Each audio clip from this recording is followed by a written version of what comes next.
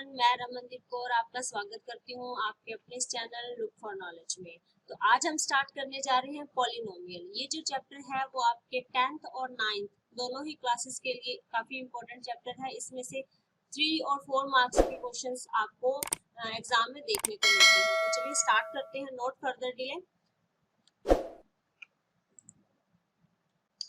सबसे पहले बात करते हैं पॉलिनोमियल की। तो यहाँ पर देखिए जो पॉलिनोमियल वर्ड है, देखिए इसके मीनिंग को लेकर चलते हैं। सबसे पहले कि ये जो पॉलिनोमियल है वो कैसे ड्राइव हुआ। फाइन, तो ये जो वर्ड है आपका, ये दो टर्म्स को मिलाकर यानी कि दो वर्ड्स को मिलाकर बनाया गया है। वन इज पॉली और सेकंड इज नोमियल। फाइन, अगर मैं इसको हिंदी में लिखूं तो इसको हम लिख सकते हैं बहुपद। तो यहाँ पे भी देखिए आपके दो वर्ड्स मिलकर ये टर्म बनी है। एक तो बहु हो गया, एक पद हो गया। बहु का मतलब होता है आपका एक से ज्यादा। ये जैसे हम एक वचन और बहुवचन की बात करते हैं, फाइन, तो वैसे ही बहु का मतलब होता है एक से ज्यादा, एक से ज्यादा।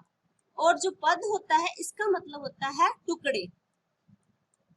फाइन, तो इसी तरीके से जो आपको पॉली वर्ड है वो आपके इंग्लिश वर्ड से लिया गया है। फाइन, और इसका मीनिंग होता है, ये इंग्लिश वर्ड है, इसका मीनिंग होता है मैनी। मैनी मीन्स काफी ज्यादा, बहुत। ठीक है, जैसे मैंने हिंदी में बताया इसका मीनिंग होगा मैनी। फाइन, तो जो यहाँ पर जो नोमियल वर्ड्स है वो आपका निकल कर आता है आपका लैटिन वर्ड। ठीक है, ये आपका लैटिन भाषा का शब्द है जिसका मीनिंग होता है आपका पार्ट्स या टर्म्स। Fine, terms. तो इन दोनों को कंबाइन कर ये वर्ड बनाया गया है पॉलिनोमियल। फाइन, पॉलिनोमियल का कंबाइंड मीनिंग क्या बन गया, एक से ज्यादा टर्म्स यानी कि मैनी टर्म्स। मैनी टर्म्स किसकी मैनी टर्म्स, आपके किसी भी अलजेब्रिक एक्सप्रेशन की। ठीक है, तो अलजेब्रिक एक्सप्रेशन की मैनी टर्म्स कैसे कैसे होगी, वो मैनी टर्म्स किस तरह से डिफाइन होंगी। फाइन, तो चलिए एक स्टैंडर्ड सा एग्जांपल लेकर चलते हैं यहाँ पर। ठीक है, तो यहाँ पर अगर मैंने कोई भी एक algebraic expression ax plus B लिखा। फाइन, अब यहाँ पर देखिए आपको ये देखने से पता चलेगा कि ये जो टर्म है आपकी वो दो पार्ट्स में है। एक पहला पार्ट ये वाला और सेकंड पार्ट ये वाला। कोई भी अलजेब्रिक टर्म के जब हम टुकड़े करते हैं या उनको स्प्लिट किया जाता है, उनको पार्ट्स में बांटा जाता है, तो हमेशा वहां पर स्प्लिट करने वाला जो आपका मीडिएटर बनेगा वो प्लस और माइनस साइन होता है। यानी कि एडिशन और सब्ट्रैक्शन से हम किसी भी पॉलिनोमियल को जो स्प्लिट कर सकते हैं। फाइन, तो यहाँ से उसकी दो टर्म्स निकल कर आती है। ये जो टर्म है आपकी, ये आपकी टर्म होती है वेरिएबल वाली। यहाँ पे जो x है वो आपका वेरिएबल है, ये आपकी वेरिएबल टर्म है जिसको हिंदी में चर बोला जाता है। यानी कि इसकी वैल्यूज जो है चेंज होती जाती हैं, इसकी वैल्यूज कांस्टेंट नहीं रहती है। मान लीजिए आपने x की वैल्यू 1 रखी तो a के साथ सिर्फ 1 लगकर आएगा, यानी कि 1a बन जाएगा। 2 रखी तो 2a बनेगा। फाइन, तो इस तरीके से जो आपकी x की वैल्यूज है वो चेंज होती जाएगी, जिसको हम वेरिएबल्स बोलते हैं, जिसको हिंदी में चर बोला जाता है। और अगर मैं b की बात करूं तो यहाँ पर जो है b वो कांस्टेंट है आपका, इसके साथ कोई भी वेरिएबल नहीं लगा हुआ। इसका मीन्स इसकी जो वैल्यू है वो अचर है, वो कभी चेंज नहीं होती। अब 3 है तो 3 ही रहेगा, 3 को हम चेंज नहीं कर सकते। 4 है तो 4 का 4 ही रहता है, 4 की वैल्यू कहीं पर भी जाओ आपको 4 ही मिलेगी, 4 की वैल्यू चेंज नहीं होगी। फाइन, तो इस तरीके से ये जो टर्म है ये एक अलजेब्रिक एक्सप्रेशन है आपका, दो टर्म से मिलकर बन गया। फाइन, एक तो वेरिएबल वाली और एक कांस्टेंट वाली। फाइन, तो यहाँ से जो चीज निकल कर आई है आपके पास कि किसी भी अलजेब्रिक एक्सप्रेशन में क्या चीज होती है, टर्म्स होती है। फाइन, पहली चीज यहाँ पर आपको क्लियर हो गई होगी कि किसी भी अलजेब्रिक एक्सप्रेशन में टर्म्स होती हैं। फाइन, और दूसरी चीज, कोई भी पॉलिनोमियल आपको दिया गया हो वो विदाउट वेरिएबल इनकम्प्लीट है। फाइन, कैसे, मान लीजिए कि ये जो मैंने अलजेब्रिक एक्सप्रेशन लिया, इसमें एक आपका वेरिएबल है, दूसरा आपका कांस्टेंट है, तो वेरिएबल वाली टर्म होनी जरूरी है इस केस में। फाइन, तो एक और एग्जांपल मैं आपके लिए ले लेती हूँ, जो चलो स्टैंडर्ड या नॉर्मल एग्जांपल ले लेते हैं। सपोज मैंने लिखा 3x² plus 4x plus 3। Fine, तो ये एक मेरा पॉलिनोमियल है जिसे हम p एक्स, यानी कि एक्स का फंक्शन है तो पी एक्स से डिनोट करते हैं। तो मैंने बोला कि ये एक मेरा पॉलिनोमियल है, इसमें मेरे पास कौन कौन सी टर्म्स निकल कर आती है। देखिए मैंने बोला कि मैनी टर्म्स होती हैं, फाइन, मैनी टर्म्स होती है पॉलिनोमियल में, एक भी हो सकती है, दो भी हो सकती है, तीन भी हो सकती है, इस तरीके से काफी बड़े भी हो सकते हैं। तो यहाँ पे देखिए एक टर्म आपकी ये वाली होगी जिसमें मेरे पास एक्स स्क्वायर है, यानी कि स्क्वायर वाली वेरिएबल है। दूसरी टर्म ये होगी जिसमें मेरे पास सिर्फ एक्स का कोफिशिएंट है, और तीसरी टर्म मेरे पास ये होगी जो कि कांस्टेंट है, फाइन। तो यहाँ पर जो चीज थी मैंने आपको बताया था कि टर्म्स निकल कर आती हैं, तो इस तरीके से आप किसी भी पॉलिनोमियल को चेक कर सकते हैं कि उसमें टर्म्स है, फाइन। तो टर्म्स होनी चाहिए, मैनी टर्म्स होने से एक भी हो सकती है, लाइक 3x² लिख दिया मैंने, तो दिस इज ऑल्सो पॉलिनोमियल, क्योंकि इसमें एक टर्म है, कोई प्रॉब्लम नहीं है, लेकिन टर्म्स तो है, फाइन। तो दूसरी चीज है वेरिएबल्स, वेरिएबल्स भी होते हैं किसी भी पॉलिनोमियल में। यहाँ पे देखिए ये आपका एक्स वेरिएबल है, इसकी वैल्यूज चेंज होती जाएंगी, फाइन। तो ये आपका एक्स वेरिएबल है, वैल्यूज चेंज होती जाएंगी जो कि चर होती है। तो तीसरी चीज इसमें आती है कांस्टेंट, किसी भी पॉलिनोमियल में कांस्टेंट होता है, ये पॉलिनोमियल को पहचानने की जरूरत है, ठीक है। तो कांस्टेंट होता है, वेरिएबल्स होते हैं, इसकी टर्म्स होती हैं। एक जो बहुत ही इंपॉर्टेंट चीज है, अगर आपको कोई भी पॉलिनोमियल इस तरीके से दे दिया जिसका जो एक्सपोनेंट है वो नेगेटिव में है, लाइक -1 3 5, ये दे दिया, उसी एग्जांपल को मैंने नेगेटिव फॉर्म में लिखा है, तो ये आपका पॉलिनोमियल नहीं होगा, ठीक है। Not a polynomial, not a polynomial. किसी भी पॉलिनोमियल का एक्सपोनेंट जो है वो नेगेटिव नहीं होता, वो नॉन नेगेटिव डिग्री होती है। यहाँ पे ये वाली बात क्लियर होती है, किसी भी पॉलिनोमियल को अगर हम देखेंगे उसमें अगर आप उसकी जो पावर है, वेरिएबल की पावर नेगेटिव आ जाती है, तो वो हमारा पॉलिनोमियल डिफाइन नहीं होता। पॉलिनोमियल की ये शर्त होती है कि उसकी जो डिग्री है वो नॉन नेगेटिव होनी चाहिए। आई होप ये बात आपको समझ में आ गई होगी। इसके अलावा कोई भी पॉलिनोमियल जो है आपका, लाइक 1/√x आपको दिया गया है, तो क्या ये पॉलिनोमियल है?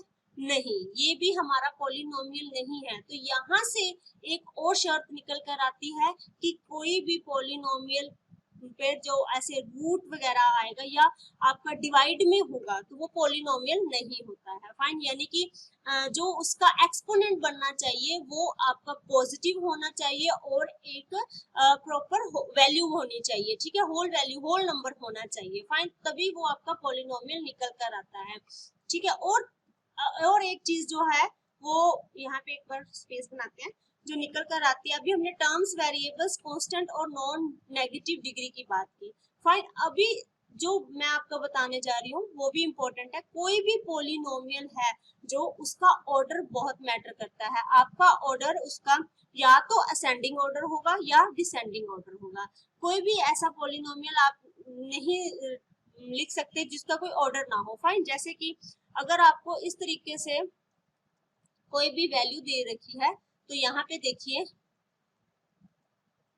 फाइन, अगर मैंने ये लिखा तो आप यहाँ पे देखिए कि ये जो है मेरा एक डिसेंडिंग ऑर्डर है, घटता हुआ क्रम है। पहले पावर कितनी थी? 3 है, फाइन। यहाँ पे पावर कितनी है? 3 है, फिर 2 आ गई, फिर 1 आ गई, और इस तरीके से यहाँ पे देखिए x की पावर कितनी आ जाएगी? 0 भी मैं लिख सकती हूँ। एक बात याद रखना, x की पावर 0 का मीन्स क्या होता है? 1। ये आपको याद होगा या आपको पता ही होगा इस चीज का। x किसी भी वेरिएबल की पावर अगर आप 0 कर देते हैं तो उसकी वैल्यू 1 होती है। लाइक 2 की पावर अगर मैं 0 लिखूंगी तो वैल्यू 1 आएगी, फाइन। तो यहाँ पर अगर मैंने x की पावर 0 लिखा तो इसका क्रम घट गया, देखो 3 से 2 हुआ, 2 से 1 हुआ, फाइन, और 1 से 0 हो गया। तो इसके बाद ये हमारा कांस्टेंट भी आ जाएगा, क्योंकि इसके अगर मैं x की पावर 0 रखूंगी तो यहाँ पे 1 आ जाएगा और ये 3 निकल कर आएगा, फाइन। तो किसी भी एक्सपोनेंट की, किसी भी सॉरी पॉलिनोमियल का जो पावर है, ये ऑर्डर ऑफ डिग्री है, वो हमेशा असेंडिंग या डिसेंडिंग ऑर्डर में होगी। ये घटते हुए क्रम में भी हो सकती है, बढ़ते हुए क्रम में भी हो सकती है, लाइक 3x0 प्लस 1 6x3, इस तरीके से, ठीक है, 2 3 फाइन, इस तरीके से ये बढ़ते हुए क्रम में भी हो सकता है। तो यहाँ पर एक जो है नेक्स्ट रूल जो निकल कर आता है वो है ऑर्डर ऑफ पॉलिनोमियल, यानी कि पॉलिनोमियल का ऑर्डर भी मैटर करता है। फाइन, इसकी जो स्टैंडर्ड फॉर्म होती है वो हम क्या लिखते हैं always, ax² plus bx plus c। ये तो है क्वाड्रिक फॉर्म में। अगर आपको लीनियर फॉर्म में लिखना है तो ax प्लस b लिखेंगे, ये आपकी लीनियर फॉर्म है। इसके बारे में क्या है क्वाड्रिक लीनियर, ये हम आगे बात करेंगे इसके बारे में। फाइन, तो चलिए नेक्स्ट देखते हैं। नेक्स्ट है डेफिनेशन ऑफ पॉलिनोमियल। अभी तक हमने पॉलिनोमियल का मीनिंग पढ़ा और उसकी जो स्टैंडर्ड फॉर्म थी वो पढ़ी, कौन कौन सी रूल्स जो होते हैं वो पढ़े। तो अब हमने कंबाइन करके देखना है कि हमारा जो पॉलिनोमियल है उसकी डेफिनेशन क्या है। ठीक है, a polynomial is defined as an expression which is composed of variables, constants and non-negative exponents। यही बात मैंने आपको बताई थी कि कोई भी पॉलिनोमियल है उसमें आपके पास वेरिएबल होगा, फाइन, कांस्टेंट होगा, कोई भी कांस्टेंट हो सकता है, फाइन, और उसकी जो पावर है वो हमेशा पॉजिटिव होगी, नॉन नेगेटिव होगी। फाइन, यानी कि नेगेटिव नहीं होगी, यानी कि एक्सपोनेंट जो है वो हमेशा उसका पॉजिटिव होगा। फाइन, यही चीज मैंने आपको मीनिंग में क्लियर की थी। तो इसके अकॉर्डिंग हमारा जो पॉलिनोमियल का स्टैंडर्ड फॉर्म बन जाती है वो ये हो जाती है, all the terms must be split by addition and subtraction. यही बात मैंने आपको बताई थी कि पॉलिनोमियल में जितनी भी टर्म्स होंगी वो एडिशन और सब्ट्रैक्शन से ही स्प्लिट होगी। यहाँ पर भी देखिए एक ये वाली टर्म है मेरी जो वेरिएबल टर्म है, मैंने आपको बताई थी, और ये जो दूसरी है वो आपकी कांस्टेंट टर्म है। यानी कि यहाँ पे दो टर्म्स निकल कर आई हैं मेरे पास और दोनों ही टर्म्स यहाँ पर जो है किससे स्प्लिट हो रही है, एडिशन से। इसी तरीके से कोई भी माइनस से भी स्प्लिट हो सकती है। ठीक है, यहाँ पे मल्टीप्लीकेशन और डिवीजन से स्प्लिट नहीं होती है, उससे तो मल्टीप्लाई हो जाएगा। लाइक अगर मैंने ax इंटू बी लिखा तो ये a b इंटू x बन जाएगा। फाइन, तो ये स्प्लिट कहाँ हुई, ये तो एक ही वैल्यू बन गई। फाइन, तो जो दो टर्म्स बनेंगी वो हमारे पॉजिटिव और नेगेटिव साइन के थ्रू ही बनेंगी। आई होप ये क्लियर हो गया होगा। चलिए अब बात करते हैं डिग्री ऑफ पॉलिनोमियल की। डिग्री ऑफ पॉलिनोमियल क्या होती है, डिग्री ऑफ पॉलिनोमियल आपकी होती है highest power of the variable. ठीक है, आपकी जो वेरिएबल की हाईएस्ट पावर होती है वही उसी पॉलिनोमियल की डिग्री होती है। Fine, highest power of variable कैसी होती है, देखिए अगर मैंने यहाँ पर 3x² प्लस 4x प्लस 3 लिखा तो इसकी डिग्री कितनी बनेगी, तो इसकी जो डिग्री बनेगी वो 2 होगी। इसकी हाईएस्ट पावर देखनी है वेरिएबल की, जो वेरिएबल हमारा क्या है, x है ना, तो x की हाईएस्ट पावर देखनी है। किसी भी वेरिएबल की जो हाईएस्ट पावर होगी वही आपकी डिग्री होगी। ठीक है, लाइक एक और एग्जांपल ले लेते हैं। यहाँ पे मैंने 4x7 plus 3x5 6x8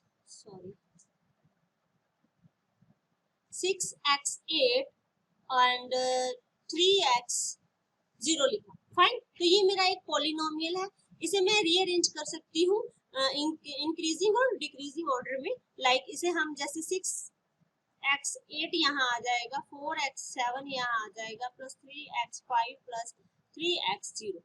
fine, इस फॉर्म में भी हम इसे लिख सकते हैं।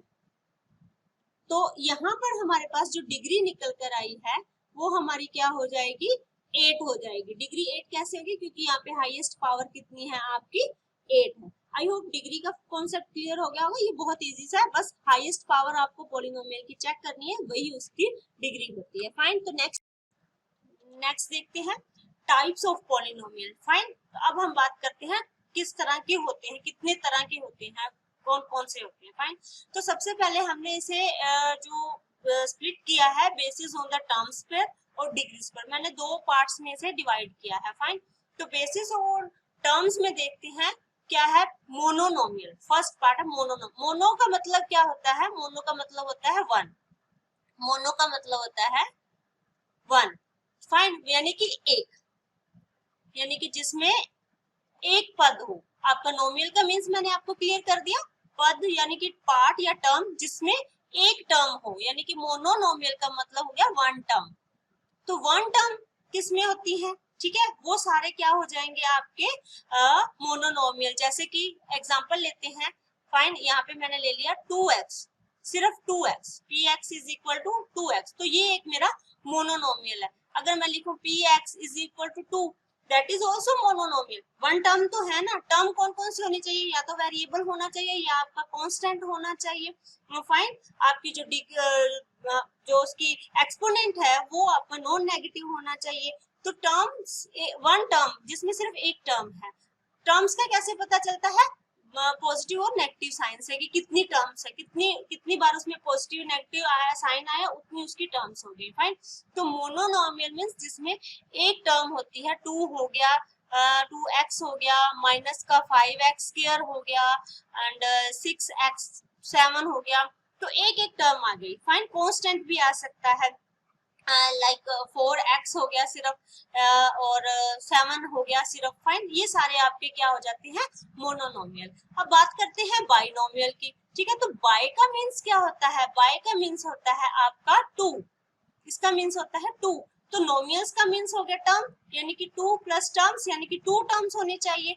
तो किसी भी पॉलिनोमियल में आपकी एक से ज्यादा टर्म्स आ जाती हैं तो उसको हम बाइनोमियल टर्म्स कहते हैं, बाइनोमियल पॉलिनोमियल बोलते हैं। फाइन, बाइनोमियल जो कौन सा हो गया, जैसे कि एग्जांपल लेते हैं, मैंने लिख लिया 2x प्लस 3, तो ये एक मेरा बाइनोमियल है। कैसे, इसमें एक टर्म होगी आपकी वेरिएबल वाली, दूसरी आपकी होगी कांस्टेंट, तो ये मेरा बाइनोमियल है। फाइन, अगर मैंने लिखा कि px is equal to 7x square plus 2, तो ये भी मेरा एक बाइनोमियल है। फाइन, टर्म्स तो मेरे पास 2 हो रही है ना, सिर्फ मुझे यही चेक करना है कि टर्म्स कितनी आ रही है, इसमें 2 टर्म्स आ रही है तो बाइनोमियल। सिमिलरली ट्राई का मीन्स होता है 3, ट्राई का मीन्स होता है 3, तो 3 टर्म्स कैसे आ जाएंगी, आप कर लेते हैं, 3x square plus 4x plus 2, ये मेरी 3 टर्म्स होगी। एक मेरी स्क्वायर वाली टर्म्स होगी, एक मेरी x वाला सिर्फ ओनली x की टर्म्स होगी, और एक मेरी कांस्टेंट होगी। देखिए यहाँ पे, देखिए ये जो प्लस और माइनस है यही स्प्लिट कर रहा है, यही आपकी टर्म्स बना रहा है। तो यहाँ पे एक तो 3x का टर्म होगी, दूसरी बार ये प्लस लगा है ना, तो दूसरी टर्म ये 4x होगी, तो तीसरी टर्म आपकी कांस्टेंट होगी। इस तरीके से जो पॉलिनोमियल है उसको हम टर्म के बेसिस पर भी जो डिवाइड करते हैं, तो 3 टाइप्स हो जाती है, मोनो, बाई और ट्राई। फाइन, ये बहुत इजी सा कॉन्सेप्ट है। चलिए नेक्स्ट देखते हैं, हमारा दूसरा हमने जो इसको डिवाइड किया है वो है basis on degree. Fine, degree के बेसिस पर हमारा जो पॉलिनोमियल है वो कैसे डिफाइन होता है। सबसे पहले बात करते हैं लीनियर पॉलिनोमियल की। लीनियर का मीन्स होता है जिसकी जो वेरिएबल है, आपका वेरिएबल की जो पावर है वो 1 हो, एक हो। लीनियर मीन्स एक हो, जैसे कि मैंने fx is equal to 3x plus 2 लिखा, तो ये मेरा एक लीनियर पॉलिनोमियल है। यहाँ पर मेरे पास जो x का एक्सपोनेंट है वो 1 है।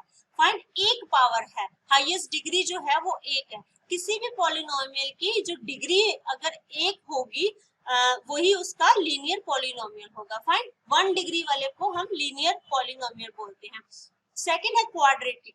ठीक है जी, क्वाड्रेटिक का मीन्स क्या होता है, 2, या ये क्वाड का मीन्स होता है 2 पावर 2। ठीक है, तो किसी भी पॉलिनोमियल की जब डिग्री 2 हो जाती है, ठीक है, तो वो आपका जो पॉलिनोमियल होगा वो क्वाड्रेटिक पॉलिनोमियल होगा। फाइन, इसमें टर्म्स नहीं है, टर्म्स की बात नहीं कर रहे हैं हम, सिर्फ डिग्री की बात कर रहे हैं। किसी भी पॉलिनोमियल की हाईएस्ट पावर 2 होनी चाहिए, जिस भी पॉलिनोमियल की हाईएस्ट पावर 2 है वो आपका क्वाड्रेटिक पॉलिनोमियल है। तो यहाँ पे देखिए हाईएस्ट पावर 2 है, तो ये मेरा क्वाड्रेटिक पॉलिनोमियल है। एक और एग्जांपल मैं ले लेती हूँ, फाइन, 4x स्क्वायर प्लस 4, तो ये भी मेरा एक क्वाड्रेटिक पॉलिनोमियल है, क्योंकि यहाँ पे मेरे पास x की जो हाईएस्ट पावर है वो 2 है। फाइन, चलो नेक्स्ट है हमारा क्यूबिक।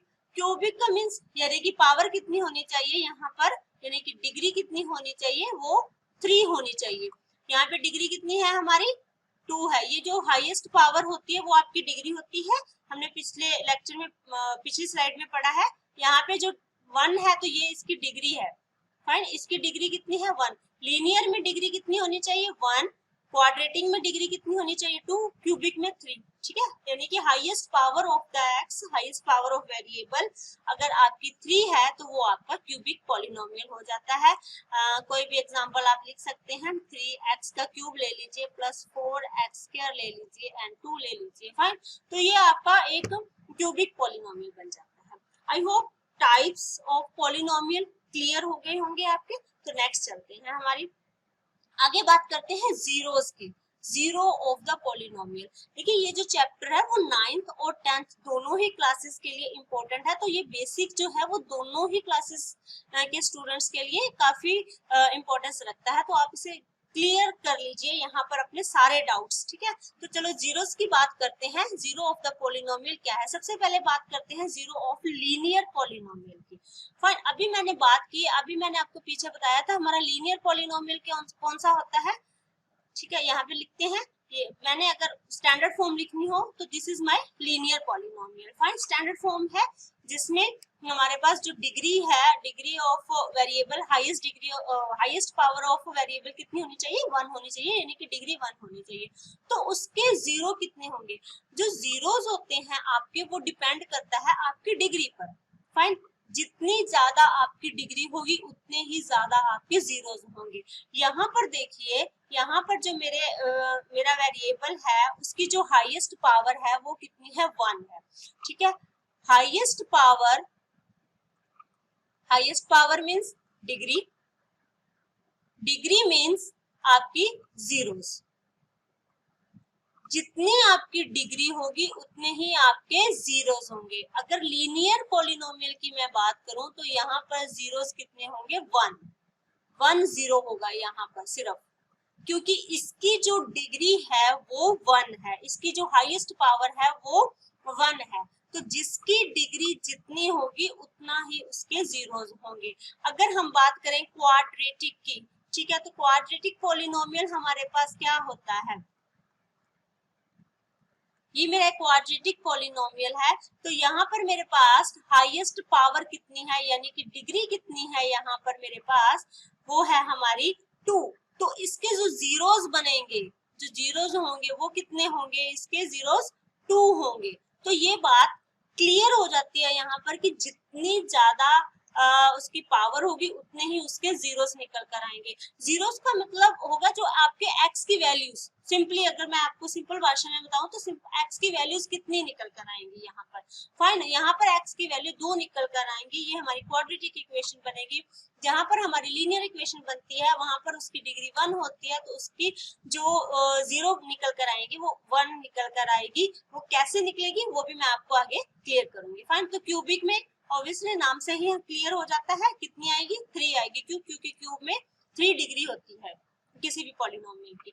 फाइन, तो ये तो बात होगी जीरोस ऑफ द पॉलिनोमियल की होते क्या है बेसिकली, इसको निकालना कैसे है जीरोस को, वो मैं आपको आगे क्लियर करूंगी। फाइन, उससे पहले हम एक ग्राफिकल रिप्रेजेंटेशन देख लेते हैं जीरोस की, कि ग्राफिकल रिप्रेजेंटेशन कैसे होती है, इसे थोड़ा सा क्लियर कर लेते हैं, ठीक है। अब देखिए ग्राफिकल रिप्रेजेंटेशन ऑफ जीरो में मैं सबसे पहले बात करती हूँ लीनियर इक्वेशन की, ठीक है, लीनियर पॉलिनोमियल की।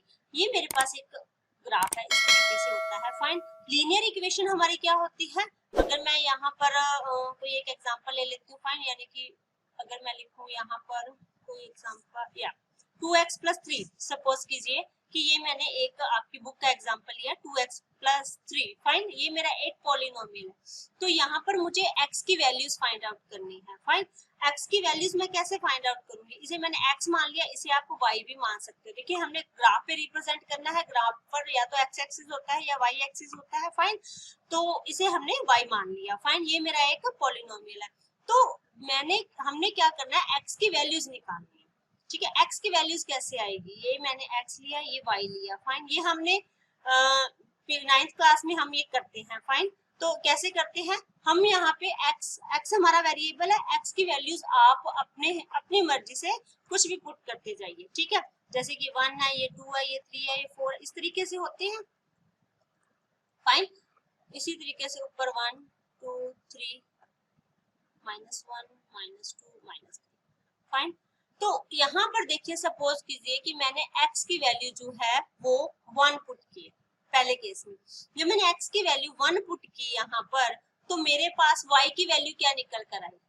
फाइन। यहाँ पर हम देखते हैं कि जब हमने x की वैल्यू 1 पुट की तो मेरे पास y की वैल्यू क्या आएगी? 2 इंटू 1 प्लस 3 यानी कि 2 प्लस 3 यानी कि क्या आई? 5। ठीक है, x की वैल्यू 1 पुट करने पर y की वैल्यू मेरे पास 5 आई। इसी तरीके से अगर मैं x की वैल्यू 2 पुट करती हूँ तो 2 2 जा 4, 4 प्लस 3 कितना हो गया? 7। तो y की वैल्यू 7 निकल कर आएगी। अगर हम इसे ग्राफ में शो करना चाहें तो यहाँ पे 4, यहाँ पे 5 लिख लीजिए और इसे थोड़ा सा रब कर लेते हैं। यहाँ पर y डैश आएगा, यहाँ पर आपका x डैश। ठीक है, तो हमने क्या किया था? x की वैल्यू और पहले 1 पुट की, x की वैल्यू 1 पुट की तो y की वैल्यू हमारे पास कितनी निकल कर आई? 5। 5 यहाँ पर आएगा।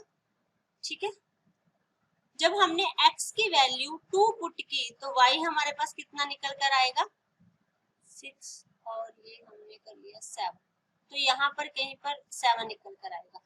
और जब हमने इसको मिलाया, इस लाइन को इस तरीके से हमारे पास कुछ वैल्यूज निकल कर आएंगी, तो हमने इसको इस तरीके से हम इसे लेकर जा रहे हैं। फाइन, तो ये कहीं ना कहीं एक्स एक्सिस को इस साइड भी कट करेगी। फाइन, कट करेगी, यहाँ पर इंटरसेक्ट करेगी। तो जो ग्राफिकल रिप्रेजेंटेशन होती है, हमें ये चेक करना होता है कि जो हमारी लाइन बनेंगे, जैसे कि जो लीनियर इक्वेशन में जो लाइन बनती है वो हमारी स्ट्रेट लाइन बनती है। फाइन, वो हमारी स्ट्रेट लाइन बनती है।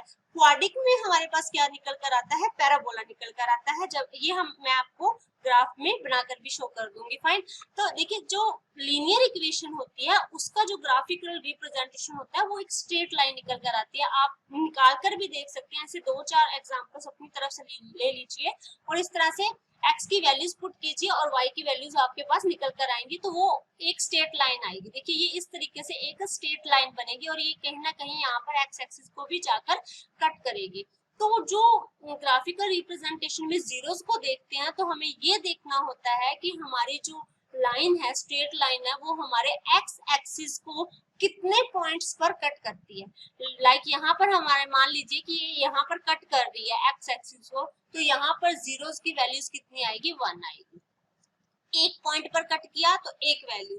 अगर x एक्सिस को 2 पॉइंट्स पे वो इंटरसेक्ट कर रहा है कोई भी पॉलिनोमियल, तो उसकी वैल्यूज कितने, उसके जीरोस कितने होंगे? 2 होंगे। फाइन, तो यहाँ पर मैं जीरोस की बात कर रही हूँ। ठीक है, लीनियर इक्वेशन में मैंने आपको बताया था जीरोस कितने निकल कर आते हैं? 1 निकल कर आते हैं। वही मैंने आपको ग्राफ में भी शो करके बताया कि 1 कैसे निकल कर आते हैं। एक्स एक्सिस को आपका जो लाइन है, आपकी जो स्ट्रेट लाइन है, वो एक्स एक्सिस को कितने पॉइंट्स पर कट करेगी? लीनियर इक्वेशन में हमेशा 1 पॉइंट पर ही कट करेगी। इसी वजह से जो x की वैल्यूज है या x की जो हमारे लीनियर इक्वेशन, लीनियर पॉलिनोमियल के जीरोस हैं वो 1 होते हैं। फाइन, तो अगर हम बात करते हैं क्वाड्रिक इक्वेशन की, तो उसमें भी देख लेते हैं कि हमारे जीरोस कैसे निकल कर आते हैं। फाइन, क्वाड्रेटिक इक्वेशन जो होती है आपके पास, यहाँ पे एक क्वाड्रेटिक इक्वेशन में y is equal to X square minus 3x minus 4, ये भी आपकी बुक का ही एग्जांपल है जो मैंने लिया है यहाँ पर। तो इसमें देखते हैं कि इसकी ग्राफिकल रिप्रेजेंटेशन कैसे बनेगी। फाइन, जैसे कि मैंने आपको बताया कि जो क्वाड्रेटिक इक्वेशन होती है उसमें पैराबोला निकल कर आता है। किस तरीके से निकल कर आता है वो देखते हैं। यहाँ पे देखिए हमें x की जो वैल्यूज लेनी है और y की वैल्यूज हमारे पास निकल कर आएगी, वो कौन सी आएगी? ठीक है, सपोज कीजिए कि आपने यहाँ पे इस तरीके से ले लेते हैं, यहाँ पे मेरा x है, यहाँ पे हमारा y है। आप x की वैल्यूज पुट कीजिए और y की वैल्यूज आपके पास आती रहेगी। अगर हम x की वैल्यू यहाँ पर -2 पुट करते हैं, ठीक है, जब हमने x की वैल्यू -2 पुट की तो हमारे पास y की क्या आई है? 2 2 जा 4, माइनस माइनस प्लस हो जाएगा, तो प्लस का यहाँ पे 4 आएगा और 3 2 जा 6 आएगा और वो भी प्लस का आ जाएगा। 6 + 4 10, 10 - 4 6, यानी कि y की वैल्यू कितनी निकल कर आएगी? 6 निकल कर आएगी। ठीक है, अब बात करते हैं, अब -1 ले लेते हैं। ठीक है, अगर हमने -1 पुट किया x पे तो हमारे पास y की वैल्यू कितनी आई? यहाँ पर 1 आ जाएगा, यहाँ पर प्लस का 3 आ जाएगा और यही माइनस का 4 आ जाएगा, तो 4 - 4 0 हो जाएगी। फाइन, तो चलिए ये आप वैल्यूज यहाँ रखते जाइए, आपके पास x की वैल्यूज रखते जाइए और y की वैल्यूज आपके पास निकल कर आती रहेंगी। फाइन, अब देखते हैं 1 रखा, जब हमने 1 रखा है x की वैल्यू तो हमारे पास y की वैल्यू निकल कर आई अगेन 6। और जब हमने आगे बढ़ते जाए 2 लिखा, सॉरी यहाँ पे एक और लिख लेते हैं, बीच में 0 रह गया ना, 0 भी इंक्लूड कर लेते हैं। यहाँ पर 0 ले लीजिए, 0 ली तो हमारे पास यहाँ पर माइनस का 4 आएगा, y की वैल्यू माइनस की 4 आएगी। जब हमने यहाँ पर 1 रखा तो y की वैल्यू जो है हमारे पास माइनस का 6 आएगी। और जब हमने 2 रखा, x की वैल्यू को रखना है हमने, और y की वैल्यू हमारे पास निकल के आएगी, अगेन माइनस का 6 आएगी। और जब 3 रखा तो माइनस का 4 आ जाएगी, और इसी तरीके से जब 4 रखा 0 आ जाएगी। ठीक है, यहाँ पे देखिए ना, 4 रखा तो 16 माइनस 12 और माइनस का 4 माइनस का 12 माइनस का 4 माइनस का 16 और इधर से 16 पॉजिटिव, तो 16 माइनस 16 0। फाइन, जब 4 रखा तो हमारे पास 0 वैल्यू बनी, और जब 5 रखा तो 6 वैल्यू बनी। तो चलिए इसका ग्राफ प्लॉट करके देखते हैं कि ग्राफ किस तरीके से बनता है। ठीक है, तो ये मेरा y एक्सिस है, ये x एक्सिस है हमारे पास।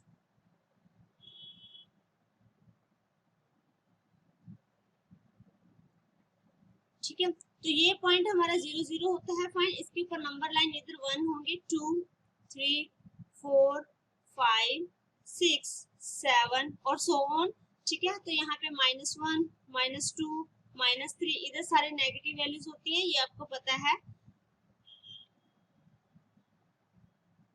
और ऊपर हमारी y में ऊपर वाली साइड पॉजिटिव वैल्यूज आएंगी सारी, और नीचे वाली सारी नेगेटिव वैल्यूज आएंगी।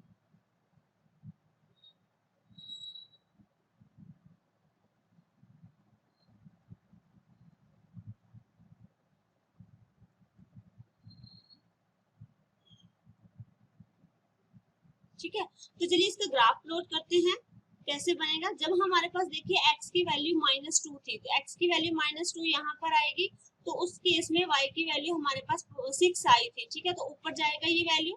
ठीक है, यहाँ पर आपका एक पॉइंट बनेगा जिसकी वैल्यू होगी -2 और 6। फाइन, अब आप करते हैं -1 पुट। अगर हमने x को -1 पुट किया तो y की वैल्यू 0 आई, x को माइनस पुट, y की वैल्यू 0। यहाँ पर आएगा एक पॉइंट जहाँ पर आपका 0, x की वैल्यू -1 और y की वैल्यू 0 आएगी, ये बीच वाला पॉइंट। फाइन, जब हमने x की वैल्यू को 0 पुट किया तो y की वैल्यू हमारे पास कितनी आई, 4 आई। एक यहाँ पर पॉइंट आएगा हमारा x की 0, y की सॉरी y की -4, ऊपर नहीं आएगा, ये नीचे आएगा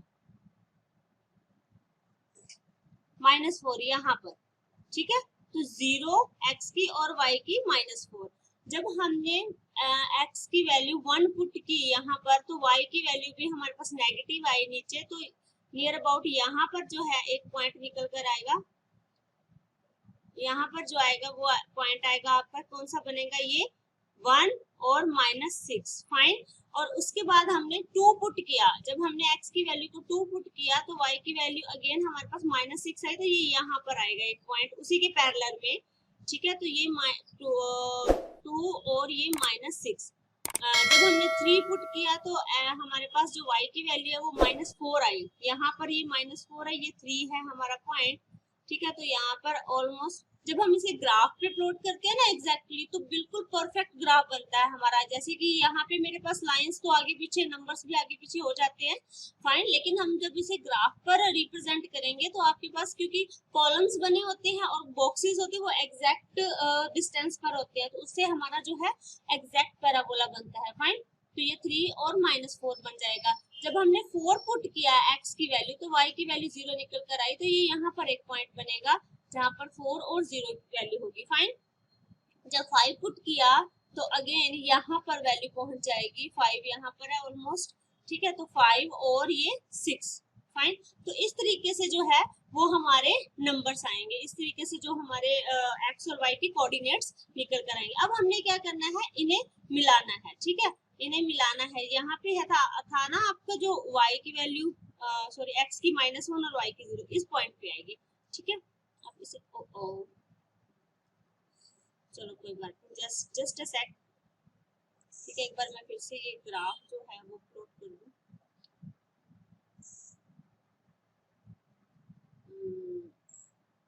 ये मेरा ग्राफ था।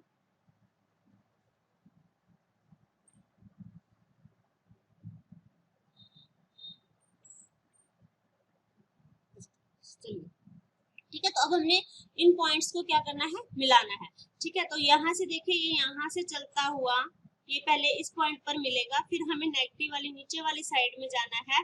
ठीक है, तो हमारे नेगेटिव पहले इस पे जाएगा जो 0 और -4 पे कट हो रहा है, ये यहाँ पर जाएगा। फिर ये 6 वाला जो है ये दोनों पॉइंट्स को कवर करते हुए इस तरीके से ऊपर की तरफ ये इस तरीके से हमारा मिलेगा। तो देखिए यहाँ से देखने से पता चल रहा है कि ये क्या बन रहा है हमारा, ये पैराबोला बन रहा है। फाइन, तो जितनी भी क्वाड्रेटिक इक्वेशंस होंगी आपकी, उनका जो ग्राफिकल रिप्रेजेंटेशन होगा वो पैराबोला की फॉर्म में होगा। तो लीनियर इक्वेशन में हमारे पास क्या बनता था, स्ट्रेट लाइन, और क्वाड्रेटिक इक्वेशंस में हमारे पास क्या बनेगा, पैराबोला। और ये पैराबोला किसी भी हो सकता है फॉर्म में, like up down right left इस तरीके से। ठीक है, तो किसी भी फॉर्म में हो सकता है, अप हो सकता है, डाउन हो सकता है, राइट में हो सकता है, लेफ्ट में हो सकता है। तो जितनी भी आपकी क्वाड्रेटिक इक्वेशंस होती हैं उसमें जो है मैक्सिमम नंबर ऑफ जीरोस कितने निकल कर आते हैं आपके पास, 2। मिनिमम 1 हो सकते हैं, 0 हो सकती है, लेकिन जो मैक्सिमम होंगे वो कितने होंगे, 2। सिमिलरली जो लीनियर इक्वेशन थी उसमें हमारे पास मैक्सिमम नंबर ऑफ जीरोस कितने थे, 1। फाइन, 0 हो सकता है इसके बाद। ठीक है, जो मिनिमम है या उससे कम कितने भी हो सकते हैं।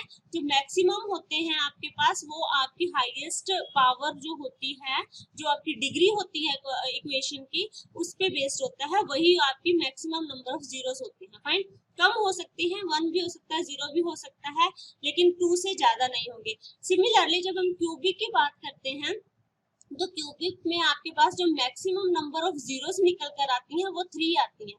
ठीक है, 3 हो सकते हैं, उसके बाद 2 1 0 ये सारी हो सकती है, यानी कि कोई भी ना 0 आए, 1 मिल जाए, 2 मिल जाए, 3 मिल जाए। ठीक है, लेकिन 3 से अगर आप कहें कि 4 मिल जाए, वो पॉसिबल नहीं है। क्यूबिक में आपको मैक्सिमम नंबर ऑफ जीरोस जो है वो 3 ही निकल कर आएंगे। फाइन, तो चलिए ये एक इसका ग्राफिकल रिप्रेजेंटेशन आपके सामने है क्वाड्रेटिक इक्वेशन का। फाइन, आई होप ये आपको परफेक्टली क्लियर हो गया होगा एवरी पॉइंट। किसी भी पॉइंट पर कोई भी आपको अगर डाउट लगता है तो आप मुझे कमेंट सेक्शन में लिखकर पूछ सकते हैं, कोई प्रॉब्लम नहीं है।